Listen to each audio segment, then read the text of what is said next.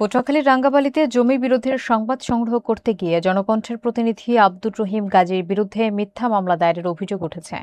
ঘটনার ভিডিওতে তাকে লাঞ্ছিত করার চেষ্টা ও অপমানজনক আচরণ করতে দেখা যায়, যা স্থানীয় সাংবাদিক মহলে উদ্বেগ সৃষ্টি করেছে।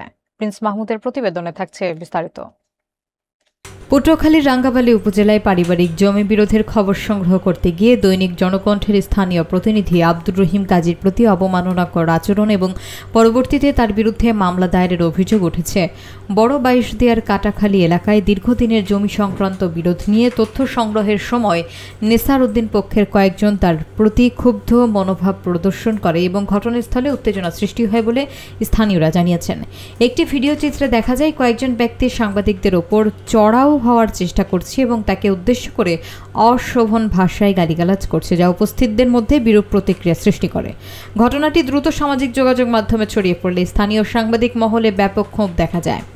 রাঙ্গাবালী প্রেস ক্লাবের নেতৃবৃন্দ জানান, একজন সংবাদকর্মীর ওপর এমন আচরণ অনাকাঙ্ক্ষিত এবং সংবাদ মাধ্যমের স্বাধীনতার ওপর হুমকি স্বরূপ। তারা দাবি করেন, সংশ্লিষ্ট ঘটনায় নিরপেক্ষ তদন্ত হওয়া প্রয়োজন। যেসব ব্যক্তি হুমকি এবং অপমানজনক আচরণের সঙ্গে জড়িত তাদের দায়ী করতে হবে। এই ঘটনার সুষ্ঠু বিচার হলে ভবিষ্যতে এ ধরনের হয়রানি কমবে বলে জানিয়েছেন সাংবাদিক সমাজ।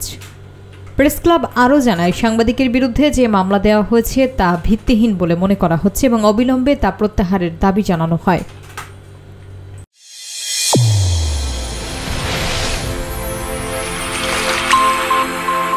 চ্যানেল A1 হৃদয়ের স্পন্দন।